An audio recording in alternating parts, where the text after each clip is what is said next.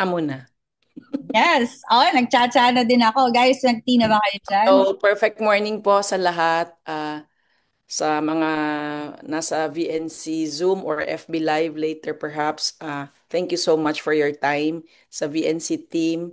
Maraming maraming salamat. So this has been running for like 5 years itong online community na to. Nag-start kami during pandemic. But thank God we were led to create this online community. All right. So my name is Arlene Balange. I've been using the products for 30 years. I'm already 67 years old. Ang background ko, I'm a CPA.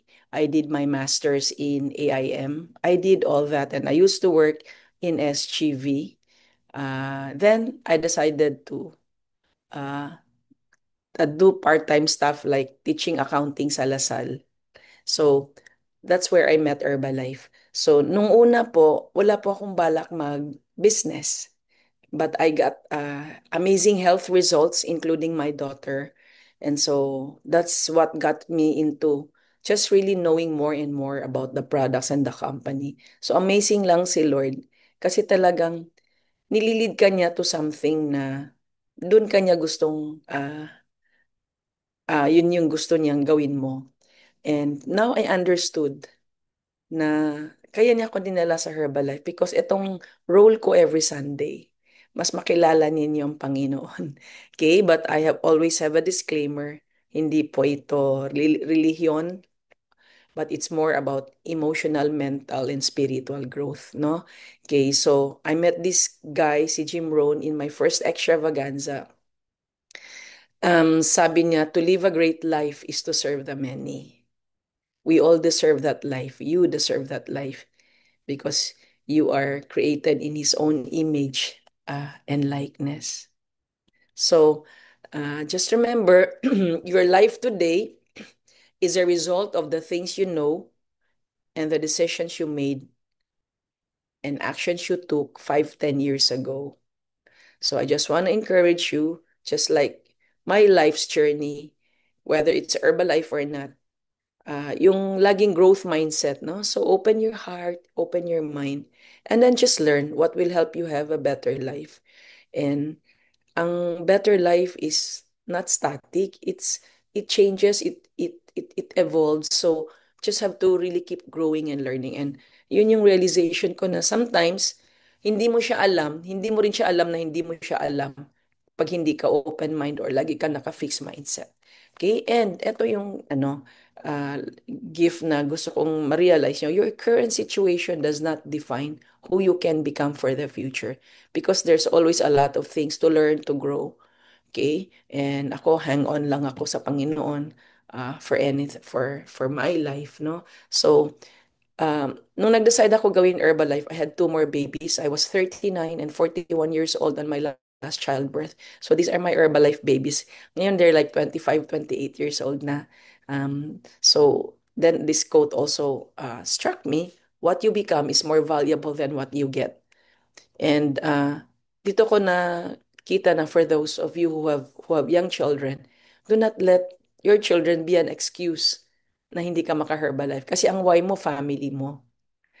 Because ito, when you do so well, your children will really benefit. And that's what my children are experiencing now. And nung una, kaya hindi ko gusto hindi ako interested sa opportunity. Yung late husband ko was a former chairman and managing partner of SGV. So financially, hindi ko kailangan. So I just prayed, the Lord told me, hindi mo kailangan, marami nangangailangan. So maybe you're like me. Okay ka na. But God does not want us to be okay. God wants us to be great kasi He's great. We have to be continue to be a manifestation of His goodness, His presence in all of us. So I have four children. Sa Canada po yan. Yan. And I'm so grateful. Like, this is my sister-in-law on the right. Grateful we took her with us. Na-meet niya yung brother niya na 15 years na niyang hindi na nakita. No? So, what a gift, no? To see them. Basta, very moving for me that time. So, dahil po sa journey ko sa Herbalife, sa mga blessings, I support the church in Cavite every month. Itong SOS Children's Village.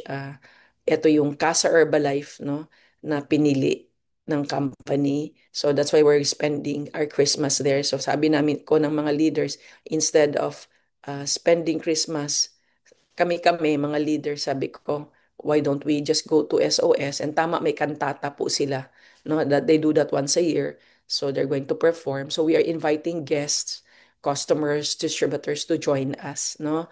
So yun po. And then, and ito po, itong school sa Hordan Guimaras. So yan din, every month din po ako nagsusupport dyan. It's a mission school, 60% of which are ITAs. And these ITAs go to school for free.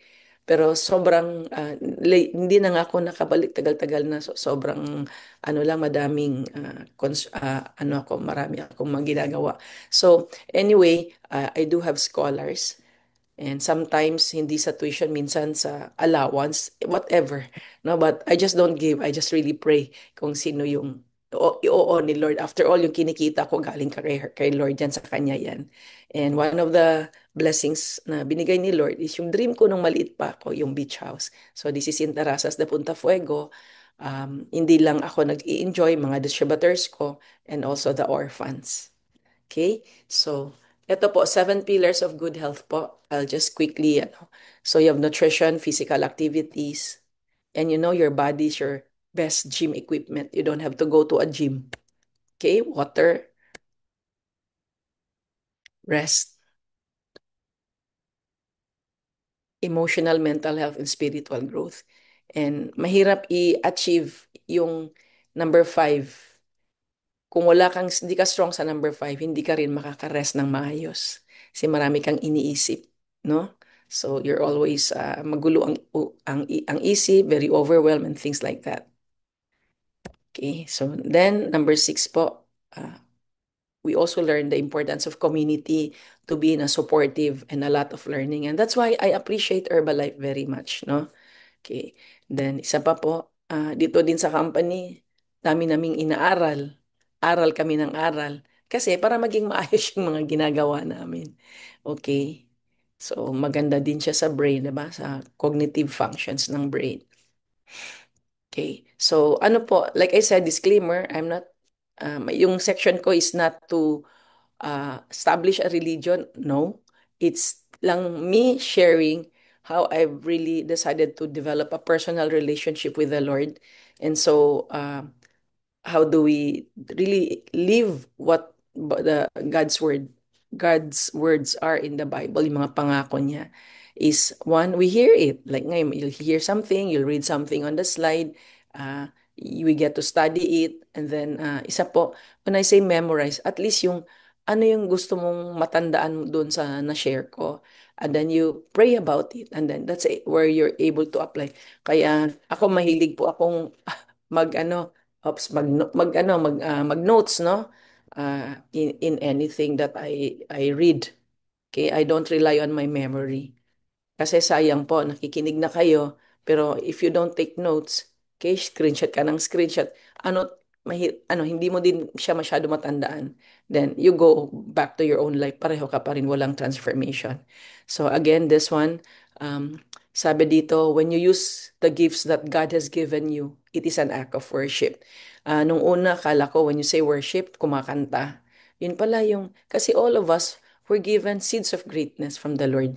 And so, and ako nakita ko na through my vehicle called Herbalife, I'm able to use that, no, for the greater good and to glorify Him. Okay. So John 15:8, when you produce much fruit, you are my true disciples, and this brings great glory to my Father. Siyempre, siya ang i-glorify din lagi. Kasi, ano naman, alam ko naman maraming religyoso and things like that. Doon ko nakita, at the end of the day, it's not about that. It's about your deep, deep relationship with the Lord. And hindi mo ma-realize, meron palang ganun na, ako na-realize ko na po talaga yan yung spiritual journey ko. And now there are deep, deep things about the Lord, the Holy Spirit, that we need to know. Okay? So, eto yung topic ko. Ito binigay ni Lord. Hindi po ako mamimili. These 4 daily habits build happy and healthy relationships. These are materials from Pastor Rick Warren. And if some of you are not familiar, Rick Warren is the best-selling author of the book Purpose Driven Life. So I never knew na ano siya, pastor pala yan siya. So he has really built a huge church. But I like his materials because they're very, very practical sa buhay natin. Okay? So, 4 daily habits build happy and healthy relationships. Okay. So, number 1 po, I must be grateful for the people in my life. Just share with you some notes po. Okay. So, before number 1 po, so, nakalagay po dyan daily. Okay. So, daily, whether you feel like doing it, gagawin mo. Okay? Gawin mo for the Lord. Whether your situation does not add up for you to practice all these four, do it for the Lord. Okay? So, daily siya eh, diba? Para when it becomes a habit, that becomes your second nature. So, pag ganon, you're now able to internalize it and it's going to be part of you without even thinking already.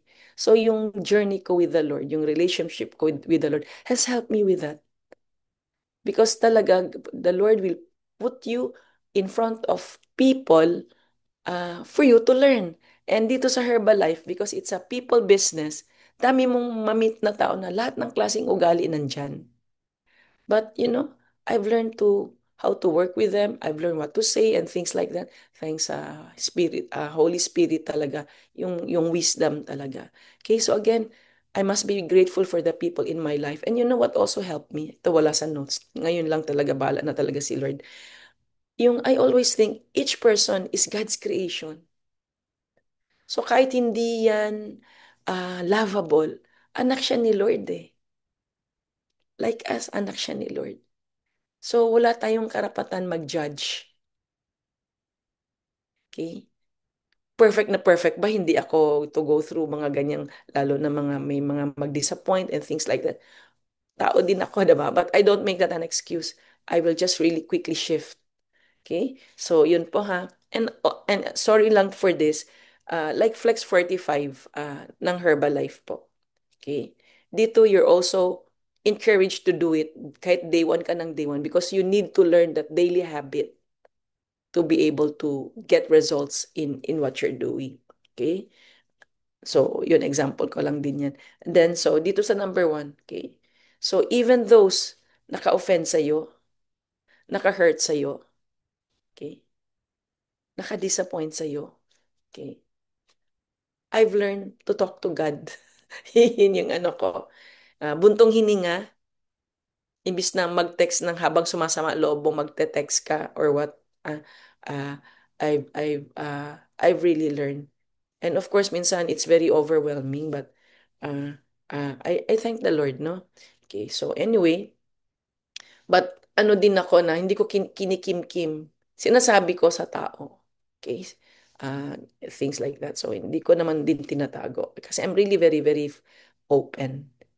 Okay? So then, yun yung ano, ang approach is, anong gagawin ko, Lord? See? So, yun po ha.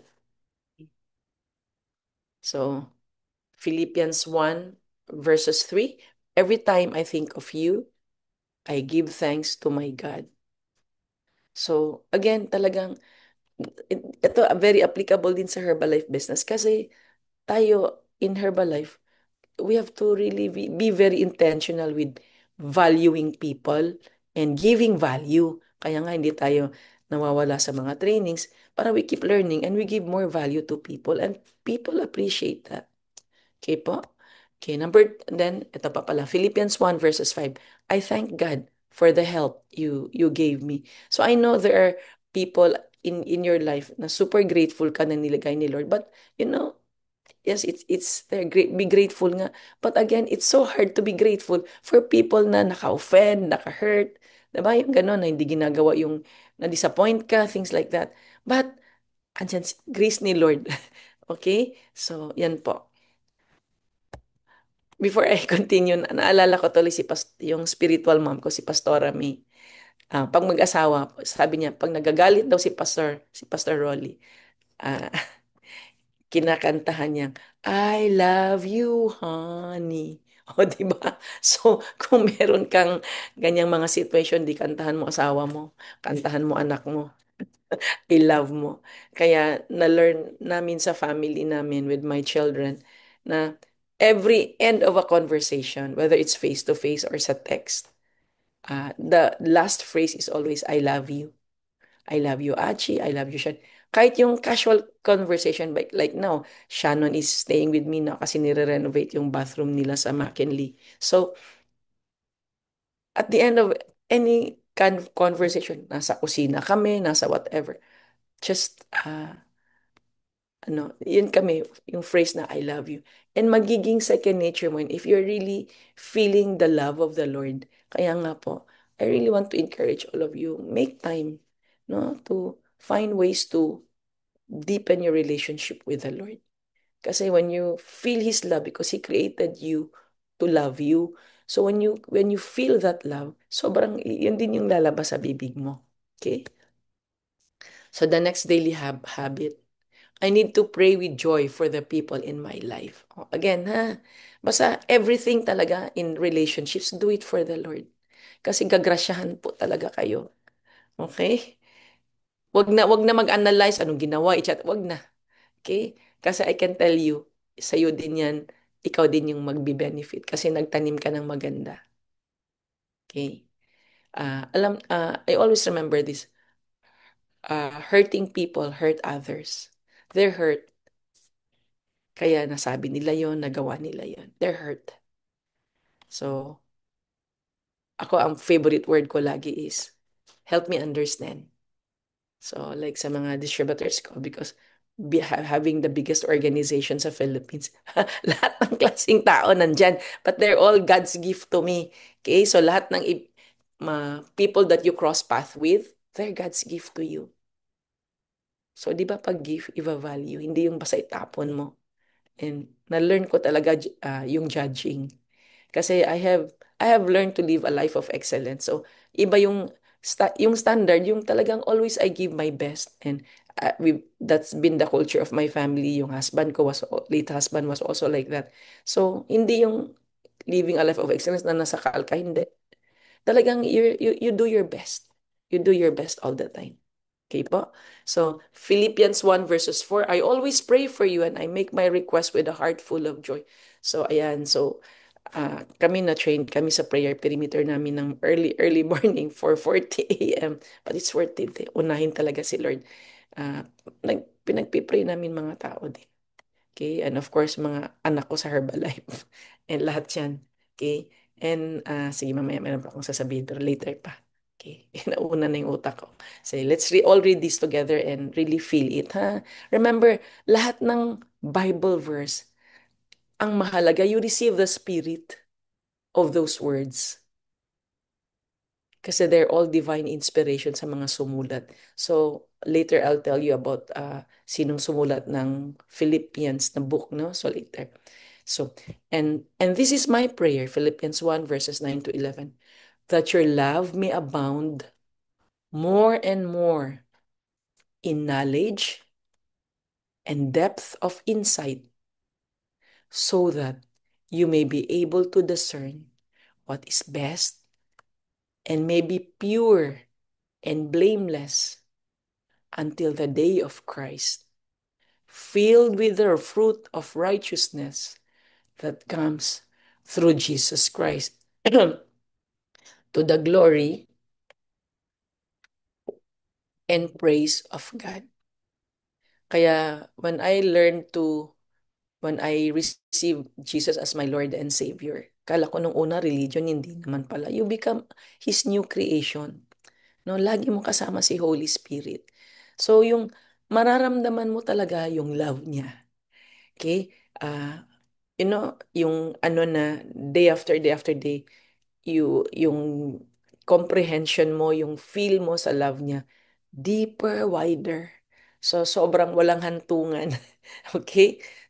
So, yun. And you have that available to you. You just have to decide. Okay? So, pray that they will grow in love, that your love will grow more and more. So, ano din eh, sa youth, ikaw talaga muna alam mo yung natutunan ko na, hindi natin kayang baguhin ang tao. Si Lord lang trabaho niya yan. So tayo, we do our part to do our very best to really be a manifestation of God's love for us in our life. Okay? Of course, mahirap po yan. But hindi siya magawa natin because of the presence of the Holy Spirit. Okay? That's why when Jesus died, He sent His helper, si Holy Spirit, to help us. Okay?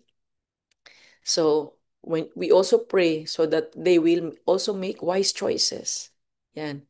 That you will fully know and understand how to make the right choices. That's verses 9b to 10a. Okay? Now, alam nyo, when it comes to really making wise choices, wisdom yan eh. Wisdom na ibibigay ni Lord. Kaya if I also have people na aram ko ramdam na takot na parang may fear of talking to people like that, no? So nasanay na kami sa church mag-intercede, yung word na intercede. So pinagpipray namin na maging maayos yung event niya, maging maayos yung pananalita niya, and even like when I go to an event, ano yan, kino-cover ko yung area ng blood of Jesus and talagang invite His presence in that moment. And even now, ginagamit lang po niya bibig ko ha. Hindi po ako ito. Okay? After all, siya naman nagsabing ito gawin ko tuwing Sunday. Okay? We also pray that they will live with integrity. Okay? So that you may live pure and blameless lives until Christ returns. And then, gusto natin to live a pure life, to live a holy life, para tayo ay tuloy-tuloy ang blessings, tuloy-tuloy ang fruitfulness sa buhay po natin. Okay? So, like I said, hindi yan bukas or ngayon na, agad, ano mo na. It's a journey eh. Journey of spiritual growth kasi that affects your emotional and your mental health. Walang ibang solusyon sa mental and emotional health si Lord. Okay? So, our goal is what? And for us to pray for them that they will become like Jesus.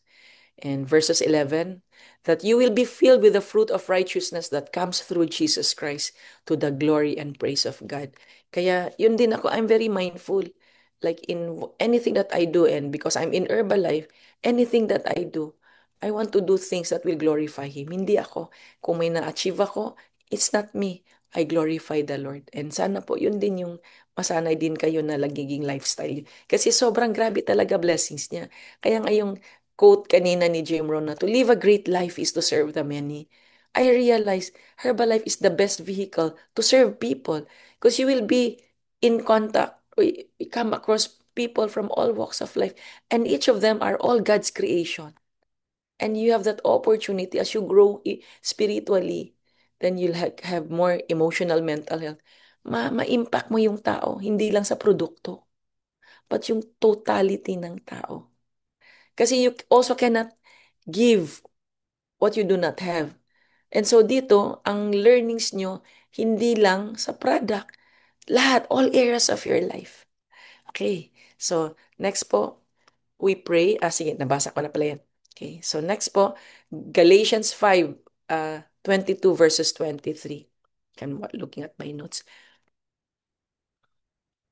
The fruit of the Spirit is love. Yan. Yan yung gusto natin maranasan every day. Okay? Joy, peace, patience, kindness, goodness, faithfulness, gentleness, and self-control.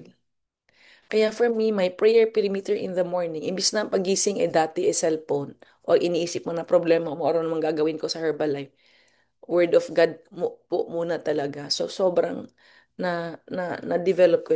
I've been walking with the Lord for the last 17 years na rin po. So for me, amazing. And alam ko kaya niya inallow ako to experience that. So I can do something like this na I can impart this also to people para mas makilala nila ang Panginoon. Okay? So hindi ako to, hindi ang galing naman ni Mother, no? Si Lord ang magaling. Si Holy Spirit ang magaling, ha? Pero we all want this. This is what great life to me means. Kasi when you experience this, you will also see fruitfulness in what you are doing. Minsan magugulat ka na lang, may binigay si Lord na referral, may binigay si Lord na distributor, things like that. Okay po? So, four daily habits which will build happy and healthy relationship. Number three, I must expect the best from people in my life. Yan. Okay. Alam nyo, dati parang minsan naapektuhan yung expectation ko dun sa tao dahil sa background niya. Kasi ganito lang siya, ito lang yung kaya. Now, wala na sa akin yan. I've learned lahat ng tao, regardless of background, merong seeds of greatness. And Herbalife, for me, for 30 years, has made me realize anyone can become more. Anyone can become the person the way God wants them to be through a vehicle called Herbalife. Okay? So, yung expectations ko is laging kaya nilang gawin. Why? Anak sila ni Lord eh. And once they start doing it, I really pray for them, I intercede for them na mabigyan sila ng wisdom. Dahil like people I mentor, hindi ko naman sila araw-araw nakikita, right? And thank God, God has also given me wisdom the last many, many years. Okay, so anong move, anong next move, and so on. Kaya talaga natuto ako na every day, I just lay hands on my calendar. I just say, Lord, bahala ka na. Sino bang gusto mong kausapin ko? Gustong i-mentor ko? Things like that. Anong dapat kong schedule? Like today, I'm going to the leadership event of the President's Team, Annie Barte, who's my first nine doon sa may, I think, Kaintayan sila. So, I prayed, bahala na si Lord. Basta kasama ko naman si Holy Spirit. Siya na bahala. Kasi, what's your purpose? It's not to impress them. It's how can your presence impact them? Kasi buhay nila yun. And that's your gift na talaga na because of the Lord. Okay? So Philippians 1 verses 6, I am confident of this, that God who began a good work in you will carry it on to completion until the day of Christ Jesus. Meron ng plano talaga si Lord bawat isa sa atin. And like ako, ang prayer ko every day sa mga anak ko, Lord, thank you Lord for their salvation. Thank you Lord that I see them walking in the purpose for which you have for them. Yun yung realization ko. Like, marami po sa atin, merong prayer request. Wala na pong prayer request. Answered na po ni Lord dyan. Mag-thank you ka na lang at i-declare mo every day. Even if the situation doesn't count, doesn't add up. Like dun sa tungkol sa anak mo, etc. etc. The more you say, mahina anak mo, nag-aaral. Pag ganyan ang sinasabi mo, yun din yung nilalabas mo. Yan din yung magkakatot. Kaya balik na rin mo. Just learn. It's not easy, but it becomes a habit. Okay? Okay. Lord, thank you, Lord. Kaya ng anak ko. Lord, thank you, Lord. Pasado na yung anak ko sa board exam. Lord, thank you, Lord. He was granted scholarship, things like that. So, yan ang mga bukang bibig namin sa church. Walang magsasabi ng pangit. Kaya every day, talaga yung life mo is dictated by what's in your heart and what's in your mind. Or sabihin mo, walang budget, walang trabaho, walang blah, blah, blah, blah, blah. No, stop doing that. Hindi ka create ni Lord para maghirap. Okay? And yung meron ka gustong baguhin sa asawa mo, di ba na-frustrate ka or na-disappoint ka, ito yung expect mo sa asawa mo, tapos hindi niya ginawa, sumama loob mo. Ganyan din ako dati, natuto din ako. Sinorender ko ang asawa ko sa Lord. Okay? So, yun, learn to do that sa mga anak mo. Learn to surrender them to Him. Anak naman niya yan, created niya yan, diba? So, talagang sobrang, that one really relieved me. Okay, so Philippians 1 verses 7, it is right for me to feel this way about all of you since I have you in my heart.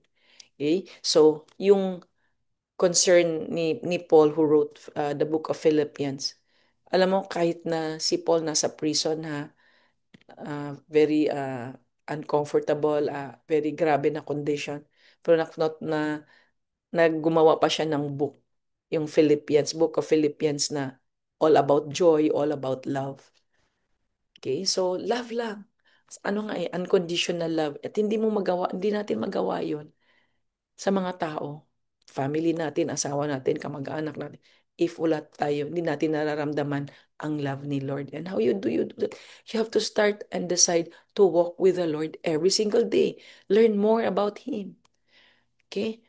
Maybe mas marami kang time sa kung ano, iba-ibang bagay that is not really giving you joy, giving you peace. Lagi kang aburido. Okay? So, the fourth one po, this is the last one. Love the people in my life like Jesus. Unconditional ba? Okay. Kaya ako, lahat ng people I meet, lahat ng downlines ko, lahat ng families nila, lahat yan binigay ni Lord. Yan, gift yan. Okay? Whether they're lovable or not, whether iba sila mag-isip, I just pray. I just really look at the best things in that person. So, pero minsan mabigat, mahirap, 'di ba? Pero yun nga, grace ni Lord. Si Lord lang talaga ang tutulong sa atin. Okay? So, Philippians 1 verses 8, God is my witness that I tell the truth when I say that my deep love for you all comes from the heart of Christ Jesus Himself. Yan. So, kailangan talaga, kumbinsido ka ba? Ramdam mo ba ang love ni Lord sa iyo? But that, uh, yung experience of His presence in your life, si Holy Spirit, yung madama mo yung love niya, dapat nag-grow siya every day, every day, every day. Kaya yan yung sa term namin sa church, learning the deep things of the Lord. Alam mo, I was just reminded, December 18 po, meron pong couples encounter sa church namin. I can promise you, it's not a couples encounter that you have experienced before. It's higher level and deeper. So I just want to encourage all of you. Just tell the people who invited you. Okay? So, and then they can direct to me something like that. December 18 po yan. That's your best Christmas gift sa mag-asawa. Okay?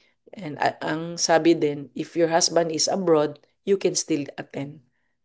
Okay? So, yun. 1 John 3 verses 16, this is how we know what real love is. Christ gave His life for us. Okay? So then we ought to give our lives for others. Wala kahit tayong karapatan magalit. Okay? Talagang we have to really shift. Okay? Binigay na nga ni Lord ang anak niya, di ba? Bugtong anak niya. Sa sobrang grabe love niya sa atin, right? Lahat ng sakit, lahat ng utang, lahat ng problema, kinarga na ni Jesus. Yung mga nakaraan and yung mga mangyayari pang mga gagawin pa nating hindi kaaya-aya sa Kanya. So, dito din ako natuto, wala na akong drama. I just move forward. Okay? And reminder lang, kasi the enemy will always remind you yung nakaraan.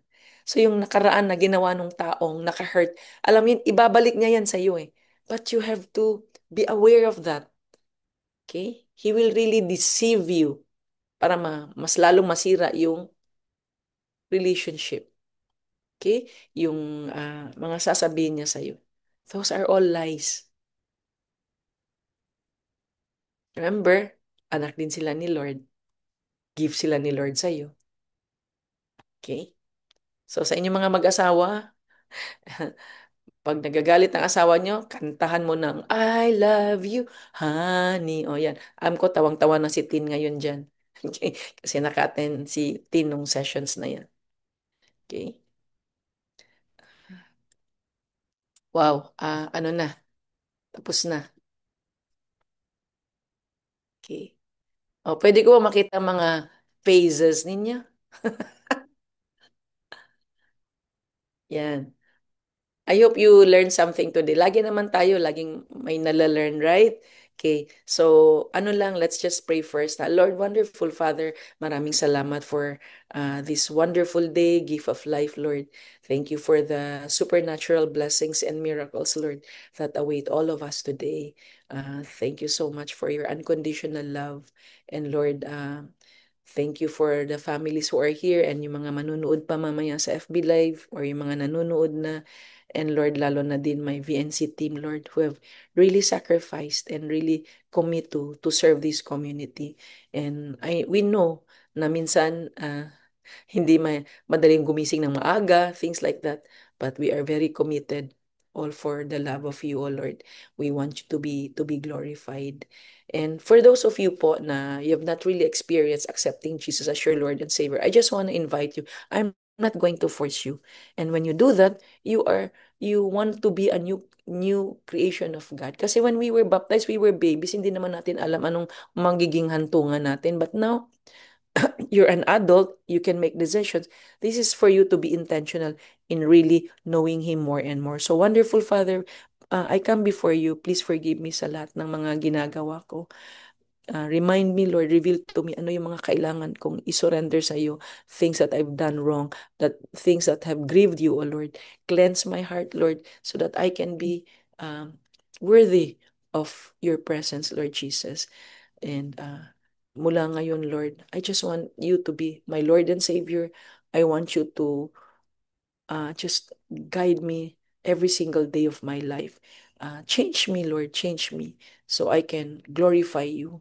And maraming salamat for this opportunity, oh Lord. And Lord, use me to for other people who needs help right this moment, who are emotionally, mentally, really hungry and really needs help, Lord. Alam ko you'll direct them to us, Lord. So maraming maraming salamat, O Lord, in the name of Jesus. Amen. So if you have really decided na si Jesus ang Lord and Savior nyo, new creation kayo. Hindi tayo nagpo-promote ng religion dito, ha? So ako, nag-share lang ako the life that I live. Oy, andito yung pamangkin ko sa Canada. Hi, Jean. Okay, so, um, ano po, alam nyo, I want to encourage you to read the book of Philippians kasi po ito, it teaches you yung about joy. Paano ka magkaroon ng joy, and peace, no? Yon. Okay. So, biro mo sinulat ni Paul yon na kahit na nasa prison cell. And basta tandaan nyo lagi, the enemy is always there. Nag-aantayan. Pag nagalit ka, that's an open door for you for more negativity in your life.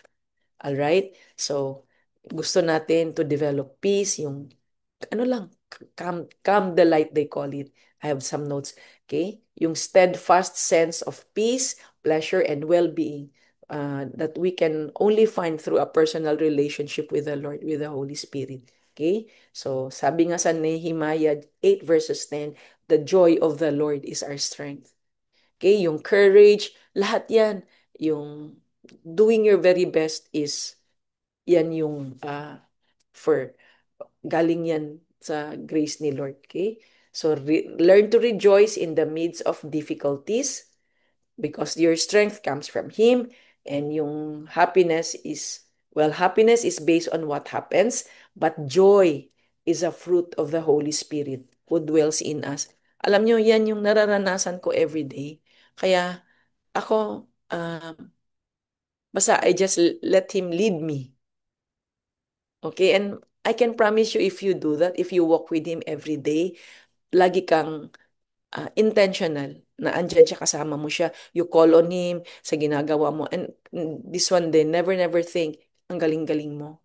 Because without the Holy Spirit, hindi ka magaling. If you think magaling ka ngayon sa trabaho mo, sa position mo,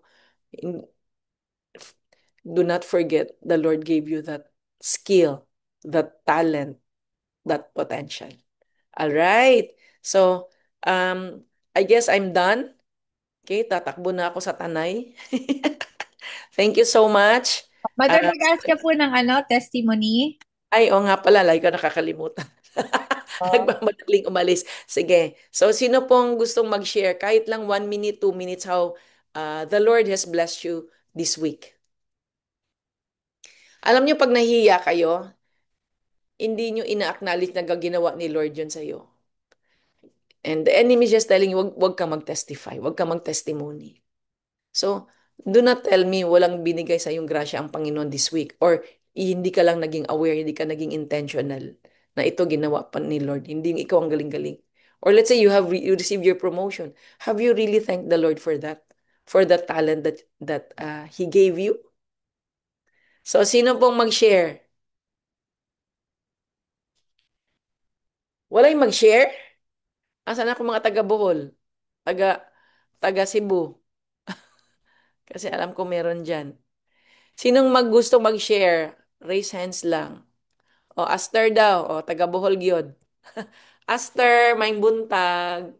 Yan, she's my leader in May one. buntag, mother. May Yeah, buntag sa tanan. Ah, good it's a morning, image share. everyone. I just want to thank the Lord, mother, and because of prayers and just knowing whatever it takes, nakuha ko na ang PL ko. So, Wow. thank you. Oh, congratulations, Aster. So, Yeah, thank you. Kasi last year, I'm doing it, but hindi binigay ni Lord. So, I know it's because of Flex 45 yan, di ba? Ang Flex 45 consistent. nakatulong. Yeah, Flex 45 talaga. Guys, sorry ha sa mga hindi nag-Herbalife. Kasi, if you're consistent with the Flex 45, mahihit mo talaga si Premier League. Next, ngayon, like, if you qualify for Premier League, you belong to the exclusive Diamond Development Masterclass of Eric Worre. And for those of you na bago, na distributor, Eric Worre is the number one guru in network marketing. A very misunderstood industry if hindi mo maintindihan. That's why ako, from the start of my Herbalife journey, dahil alam kong ang daming negative ng networking ba yan, blah, blah, blah, blah. They're saying that because they don't know what it is. They don't understand the value. Yun. So, yan. Welcome ka na sa Diamond Development. Tsaka, Aster, libre ka na sa registration fee mo sa extravaganza worth 20,000 pesos. O, di ba? Ah, Ayan. O, yan, okay, guys, ha? thank you. Alam nyo, sorry ha. I just want to take this opportunity kasi may mga Herbalife distributors.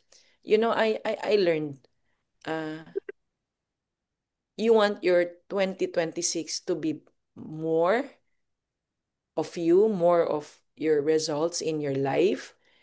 Magtanim ka December. Do not let the holidays distract you. Okay? Of course, we make time to have reunions and everything, but do not let that to be a distraction. And lalo na for those of you who are really seriously building, just starting, do not make that an excuse. In fact, maraming tao ngayon, nasa bahay lang, yung pwedeng kausapin online and face-to-face. And again, I like what I always tell you, you share the value. Forget na meron kang product or company. Don't do that. I never do that. Just share the value. Bahala na yung tao, nagtatanim ka na. And when the time comes, they need that, yung na-share mong value, they will think of you. So kung wala ka ah, masyadong natanim na tao, ano aanihin mo next year? Okay? Kaya nga si Lord, ito pala yung na-learn ko sa church. You know, the enemy, Satan, will always distract you from being your best. Maraming distractions, social media, Netflix. Yun nga what has become of you? Are you becoming the person God wants you to be? Kaya I've really learned, 30 minutes ka lang mag-waste a day. 30 minutes lang. That is 168 hours wasted a year. Kaya yung to waste time, that's a God's resource, is a sin also if you're not aware of that. So natuto talaga ako to make use of my time. Thank God, hindi ako sanay manood ng TV. Kung may manonood man akong video, yung video na naglo-learn ako like John Maxwell, sila Mark Hughes, sila Jim Rohn, whatever material is in front of me. I don't waste my time. Okay po? So I love you guys. Have a wonderful day. Thank you so much. Love you, mother. Thank you sa Ayan. Thank you so